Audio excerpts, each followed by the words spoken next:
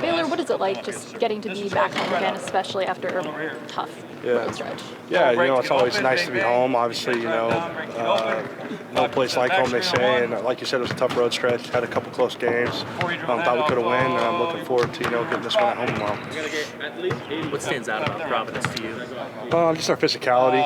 They play really hard, especially, going to the offensive glass. They crash the glass really hard. And like I said before, a really physical team, and, we're going to have to be ready to go.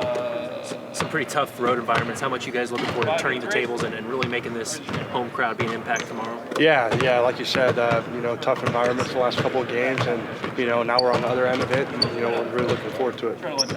And you get a lot of close but not quites, and you have to kind of reflect a lot on the frustration of how that feels. What stands out to you in your mind?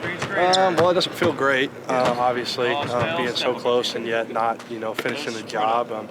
Ultimately, you just have to learn from it and, try to be better the next game. Obviously, UConn we were close and Xavier we were even closer, so I'm looking forward to putting it all together. What are you guys learning from this?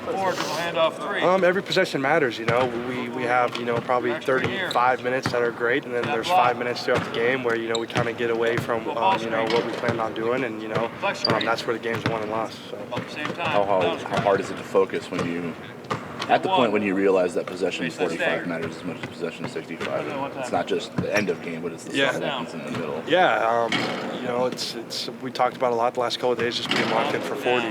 Because like you said, it's just as important possession 45 as it is possession 65. So This team is 1-5 in games decided by 5 or less. What's just key down that stretch, trying to close it and come out on the other end of that? Yeah, I think kind of like what we talked about, just being laser focused. Like I've said before, the key thing has just been, we've just had a few possessions here and there where we're not locked in, whether that's defensively or offensively, or even like coming out of a timeout, we talk about something and then we don't execute it like we talked about. So just those little things. Do you subscribe to the theory that iron does sharpen iron, and that despite the fact that the record isn't probably what you want, that you guys are getting better because you're being tested every day? Yeah, 100%. I would agree with that. Like you said, our schedule hasn't been easy. That's something that, I've noticed a lot looking at other top 25 teams. They haven't played the schedule we have. And obviously, like you said, we'd want the record to be a little different than it is right now. But at the end of the day, we've got 14 games left, and we're looking forward to, putting our best out there for these next 14. And Baylor, speaking of all the close games, I guess what goes into that process of understanding late game situations and those possessions where you can maybe tie or win a game? Yeah, well, it's just like the last game at Xavier, that last possession I had the ball, and it happened just like we practiced it in practice, and then unfortunately I lost the ball, so just kind of being a little more locked in, I guess, in those possessions. But at the end of the day, it is what it is. And how do you go about maybe improving in those situations, even if without having to actually be in them?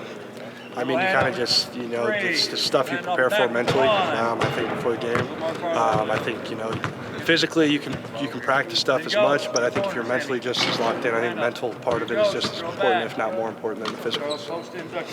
What do you guys just see as a team regarding tomorrow's game? Just kind of, being, I guess, underdogs in a sense. I think the key thing for us the past couple weeks has just been we've been really connected, probably the most connected we've ever been throughout the year, and that's going to have to continue tomorrow because, like you said, they're a very talented team coming in on a 10-game win streak, so they're feeling pretty good, and they've had a week off, so we're going to have to be connected and ready to go. Two more. That's B. First year in the Big East, playing in the Big East. What do you think of the competition so far? Was it what you were expecting? Yeah, 100%. It is what I expected, and I've really enjoyed these first 6 games playing in the Big East, and the environments, especially the road environments, have been great, and it's something that I love to play in, and I feel like I thrive in, so it's been a lot of fun. Man, with all the big road opportunities behind you now, does it feel like every game maybe holds more weight to try to get back in the race? Yeah, 100%. Every game matters, and at the end of the day, we have 14 games left, but we have to take each one a game at a time because we can't afford to slip up. So, what goes into that process of understanding how to win those close game situations at the end of a game? I believe it doesn't. It comes down to the final possession, but it's a 40-minute game, so every possession matters. Coach Mack told us that after every game that we lost, that was pretty close. Like every possession mattered. We can't stop playing in a certain possession because, like, at the end of the day, that's what it matters. Yeah, and with that being said, when you look back at the film, when you look back at those possessions that were maybe wasted or empty, what are you seeing on those possessions? What are the trends? I mean, that's the whole point of watching film, you know. So hopefully you don't make the same mistake twice, and you just gotta learn from it. So I guess defensively, what are some of the mistakes you're seeing that maybe happened over those 40 minutes that maybe could be fixed to not be in those late game situations? I mean, as I said, like during the game, you don't really realize, but like maybe like that you're a step late or a second late or half a second late. So that's, as I said before, like that's the whole point of watching film, you know. So for the next time, be prepared and hopefully get the win. Yeah. You know? With as many situations as you had like that now, does it feel like you're improving? Does it feel like you guys are starting to understand? Yeah. I mean, we know we were really close. We were super close. I mean, we went to Xavier and we gave him a game that Yukon couldn't give him. Yukon was pretty close. We were up in the second half too. So we just got to fix those little mistakes, and I think that's the whole difference. You mentioned being really close. What do you think it is that's going to take this team getting over that hump of being so close to where they want to be? Yeah, I mean, just the little, you know, a box out, a contest three, a defensive rebound, and offensive rebounds. Like those are the little things that during the game right now we can't get. So yeah, I think those like the little things of the game. How much sense of urgency does this team, I guess, need to have on Saturday, knowing that essentially 3 of the 4 hardest road games are behind you, and now there's a stretch of home games here where you can stabilize yourself a little bit? Is it really important to come out with the right amount of urgency from the tip? Yeah, I mean, we approach every game the same way, you know. We're gonna do the same thing that we do, prepare like we always prepare. Providence is a really good team. They're ranked for a reason, so and we have the great opportunity to play in at home, so we're gonna be ready. No extra emphasis on protecting the home floor. It's just the same thing. Sorry? Same approach as going on the road. Yeah. I mean, it doesn't change. We should be able to play the same way that we play at home that we play on the road, you know. So that's the way we see it. What about Providence's game really stands out to you that you've seen? Super physical. They crash the offensive glass. They get fouled, I think, like 58% of their possession, which is it's unbelievable. So yeah, like just being ready from the jump and yeah, play the best defense that we can. 2 more for Francisco. Is there any sort of, I guess, added pressure with the fact that March is nearing closer? This is your guys' 3rd ranked team that you're playing. Do you guys kind of embrace that pressure, feel it, or? I don't know if pressure is the right word. I would say like we have opportunities. I mean, we have 14 more conference games plus the biggest tournament, so we try to take advantage of every single game. Probably at times played as well as we played all year, especially offensively. They're a very difficult team to guard, which we knew going in, and their big's ability to stretch the floor, you know, pulls our shot blocking away from the basket, which makes it challenging. But you know, I was really proud of our guys. We gave ourselves a chance to win in a tough environment. Matt, you've hung around with some good teams this year, and you found yourself in a few situations where it comes down to maybe tying or winning the game at the end of a game. Do you feel like you're improving in those late game situations? Yeah, I mean, we got the ball in the middle of the floor to the guy that had 25 points, had a lot of success in that game. He probably would have done something different if he had to do it all over again, but yeah, we got the ball where we wanted. What stands out about Providence? You know, they're old. You know, there's a bunch of transfers again, and Ed's done a great job of getting them to mold together and understand their roles. You know, tremendous amount of toughness on the defensive end of the floor. And they got a lot of guys that can beat you. So you know, it's going to take our best effort. Bryce Hopkins playing at a really high level. You know, Carter's been, I think, one of the big surprises in the league with his ability to get to the basket, make plays defensively. So you know, another really good team. How tricky you have size and ability to put it on the deck? Yeah, he's hard to guard because he's shifty. You know, quick first step, and can go left or right. He spins, he draws a lot of contact, and as a result, gets the foul line a lot. And it'll be interesting. You know, we're one of the best teams in the country in not fouling. They're one of the best teams in the country at getting to the line. And I think whoever can win that battle is going to loom large as to who wins the game. Because they rely so heavily on the game and scoring. We do it both. They do it with both guys. Yeah, I mean, it upsets the flow of the game, and we want flow, especially in our building. So I think 55% of their possessions in conference play have ended in a foul. So it's a crazy number. I don't know that I've ever seen it. So, our ability to guard the dribble with our hands back and provide help and make sure we're not fouling and then trust our protection at the rim is going to be really important. You mentioned being back in your building. You've had some tough environments. How much are you looking forward to getting back here in front of your home fans and kind of turning the tables on the opponent? Yeah, it'll be fun. The students will be back, so I'm sure they're excited to see us play. It's been a while since they've got to watch us play. Two really good environments at UConn and Xavier. Hard places to play, and I thought our guys in those games, the start of the game was so critical because in that environment, if the crowd gets into it, it's hard to get them back in their seats. And we did a good job of matching punch for punch at both places and putting ourselves in a position to have a chance. So hopefully this building is very similar to that tomorrow.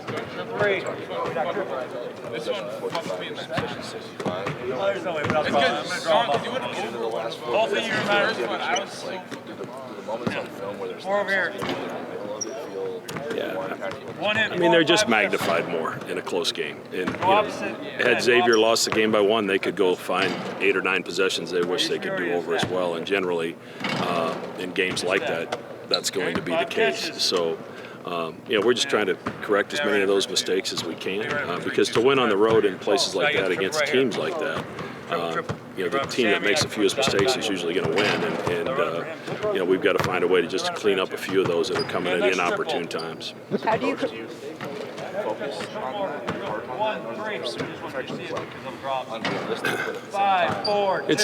It's the pursuit of perfection that's important. It's the process of trying to be perfect. That's where true improvement takes place. Perfection's, it's not going to happen. It's a game. It's a game of mistakes. There's a lot of speed and athletic ability on the floor, and the mistakes are going to be made. But it's the pursuit of trying to reach your potential is where you continue to grow and hopefully play your best basketball as the season moves along.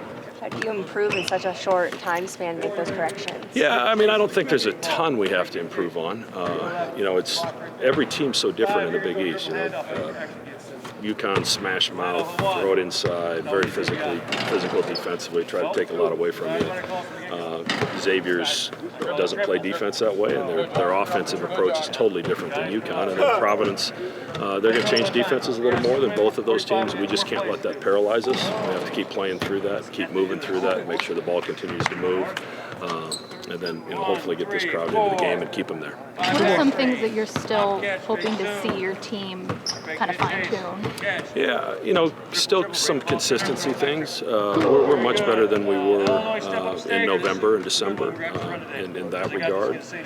And then, the bench needs to be a little bit better. But, having said that, they haven't gotten a lot of opportunities either. When you play such a difficult schedule, it's hard to throw freshmen into that situation in some situations, and it's hard to go away from your starters when they're playing well. So, some of it's not their fault, and they've continued to practice really hard, and I think they're prepared if we need them. Mac, we mentioned, every possession mattering, but in the moment, it's kind of hard to see what possession maybe means more throughout the course of the game. How do you try to get those guys to realize that away from games? Yeah, I mean, when you get in the film room, you watch that a possession that happens at the 15-minute mark of the first half is just as important as a possession that happens at the end because it can dictate the game. And I think, these guys are striving to become as good as they can be as well. So when they watch the film, they're looking for opportunities where they could do things a little bit better as well. Does it change your perspective at all? Illinois. Maybe a little bit different. I feel like this 9-8 isn't a 9-8 that would have happened. 2 quad 1 games was a 7. Yeah, I mean, scheduling's a crapshoot. You don't know for sure. We knew it was going to be a really good schedule, and our metrics are really good, even though we're right around 500 because we played such a difficult schedule. I think it's the second best in the country right now. So, some teams are a little bit better than you thought they were going to be, and maybe there's a couple as the season goes on that aren't quite what they were projected to be. So you deal with it as it comes, and a lot of those games are, the Maui deal was put together 4 or 5 years ago. Vegas was done over a year ago. So, I mean, you don't know that a year out. So you play the schedule as it lines up. Obviously, not being able to be in this building for 10 10 days impacted that. But you got to deal with it.